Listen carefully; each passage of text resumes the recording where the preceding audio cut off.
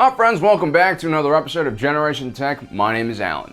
When the Empire turned into the Republic overnight, a lot of things changed in the galaxy. Instead of having a very weak federal power and strong and regional planetary rights, all of a sudden everything flipped over and you had an authoritarian executive power that was in charge of everything. Now this isn't the video where we're going to be arguing which system was better, although we probably should do that very soon. This video will instead look at the rise of the Empire and how it affected different planets in the galaxy. We'll be looking at 5 different worlds where the Empire's arrival drastically changed everything.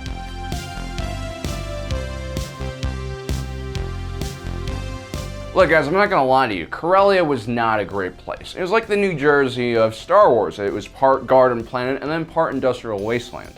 Legends say the planet was one of the oldest original human worlds. The Corellians were an extremely adventurous people. They were amongst the first to rediscover lightspeed travel by reverse engineering ancient hyperdrive technology. Corellian explorers pioneered some of the first hyperspace lanes leading out of the core worlds into the mid-rim territories. They established contact with never-before-seen alien species. And just like New Jerseyans, the ambition of Corellians reached far beyond the tiny limits of their own world. It also comes to no surprise that Corellians were well known for their shipbuilding. As a matter of fact, starships and smuggler pilots were Corellia's top exports. Now their ships weren't exactly the most graceful in design. They weren't exactly pumping out luxury yachts like the Nubians were. Corellian starships were utilitarian, functional, and very modular, which meant they were very popular among smugglers.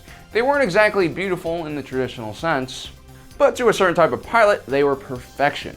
If you like muscle cars here on Earth, you'll most likely like Corellian starships. Now, the largest shipbuilder in Corellia was the Corellian Engineering Corporation. They mainly focused on medium to small-sized ships. They had several lines of freighters and also were responsible for the Gazanti-class cruiser, the Hammerhead Corvette, and CR-90 Corvette. Unlike the 2 other major shipyards in the galaxy, Quat Yards and Sinar Fleet Systems, Corellia Engineering mainly focused on civilian designs, but their reputation as terrific shipbuilders quickly caught the eye of the Emperor and his mission to nationalize all military assets in his newly created empire. The CEC was quickly awarded new contracts to build modules and components for the Imperial-class Star Destroyer. The Empire also sent additional armed forces and admins to make sure the operation ran smoothly and was safe from terrorist activity. What once was a thriving and competitive manufacturing world centered around many different shipbuilding companies all of a sudden turned into a global enterprise, all serving the Empire. Which is great for the Empire. Everything was streamlined and made more efficient. Corellia started pumping out Star Destroyer parts at an extremely quick rate and at an extremely low cost. You see, just like here on Earth after the 2008 recession, many companies cut costs and reorganized to become more profitable. They did this by cutting pension programs, employee benefits, and no more business class for business travel. And more importantly, what used to take 2 individuals to do now was given to 1 individual. So while the economy did eventually recover, it recovered on the back of corporations that became profitable again. The recovery for the average working man and middle class, however, lagged behind. If we look at Corellia, an extreme version of this streamlining happened, simply because you just can't say no to the Empire.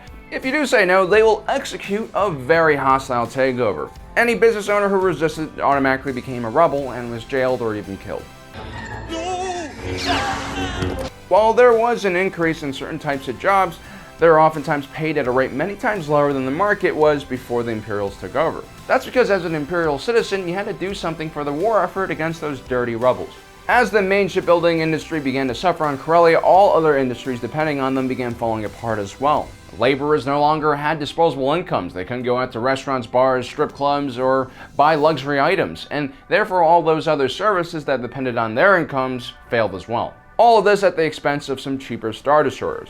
Han Solo, everyone's favorite scoundrel, was a product of the nationalization of Corellian shipyards. His father had worked with the Corellian Engineering Corporation building YT-1300 freighters, which look like this. You might recognize them.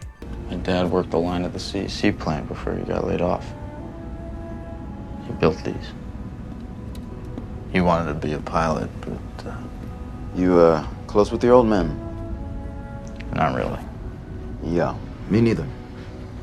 My mom, on the other hand, most amazing woman I've ever known. As things continued to worsen, more and more people turned to crime on Corellia, and for a street kid like Han with no prospects, that was the only place he could really go. By the time Han had left Corellia in search for greener pastures, Corellia went from being a decent place to live to being a failed, impoverished planet.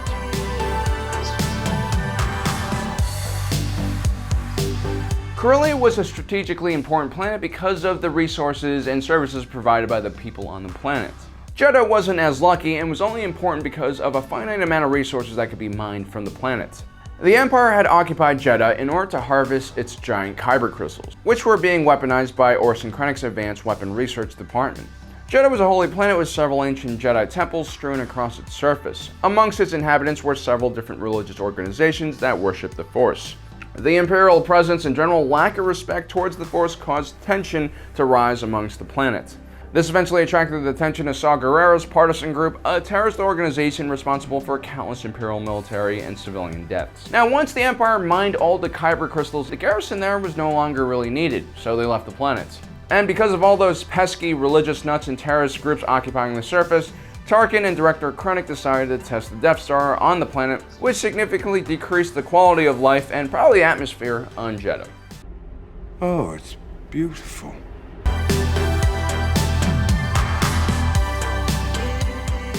While Corellia and Jeddah are cautionary tales about why you don't want the Empire's attention, Bardos was a completely different story. Located in the Jeddah system, this forgotten world was independent prior to the Clone Wars. During the rise of the New Order, pro-imperialist Garrick Versio helped unite the planet and lobbied for the planet to join the Empire. All of a sudden, this relatively unremarkable planet became home to the future Imperial leaders' military prep academy, along with several other Imperial institutions. The citizens of Bardos, appreciating this newfound attention and development, became staunchly loyal to the Empire. Throughout the Galactic Civil War, Bardos would be hailed as an Imperial utopia, full of stability and prosperity. Unfortunately, this all came crashing down with the death of the Emperor and his last will and testament, otherwise known as the Contingency Plan. One portion of this plan was called Operation Cinder. This involved the destruction of many of the most beautiful worlds on the Empire using weather satellites, some of the known targets including Naboo and of course Bardos. If the Emperor couldn't have these planets, no one could. Bardos' situation wasn't all that rare, unfortunately. While most of the core planets had enjoyed prosperity under the Empire just like they had under the Republic, the most staunchly pro-Imperial world suffered a lot during the latter years of the Galactic Civil War.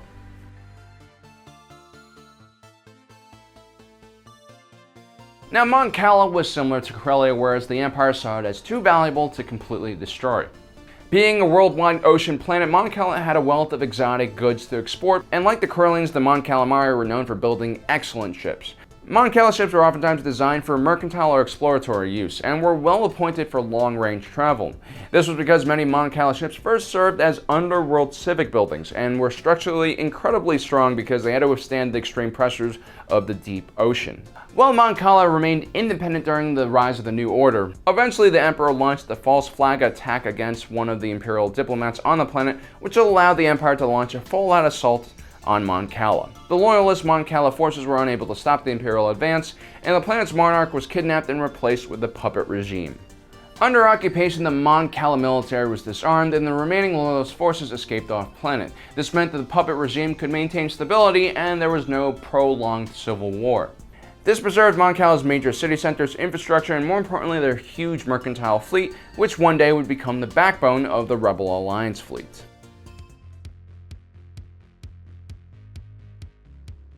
Jakku didn't have any significant resources on it. The inhabitants weren't particularly skilled at creating anything, and they weren't really for or against the Empire. They kind of just existed on this vast wasteland of a planet. The one thing Jakku did have was an observatory, one of many set up by Emperor Palpatine across the galaxy. These observatories all did different things and were linked to Palpatine's various goals and curiosities. As a part of the contingency plan, Palpatine wanted to completely destroy what he saw as the corrupt parts of the Empire. In order to do so, the Emperor wanted to consolidate all Imperial forces in one place and attract the rebels for one final showdown. Once everyone was engaged in battle, Emperor Palpatine's minions would destroy the entire planet, wiping everyone out. Now, fortunately, Imperials and rebels band together to stop this from happening, but a tremendous battle was still fought, and a tremendous amount of war material was lost during this battle.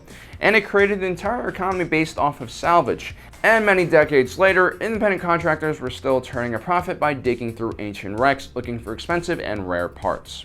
So there you have it, guys, 5 different planets that were deeply affected by the arrival of the Empire.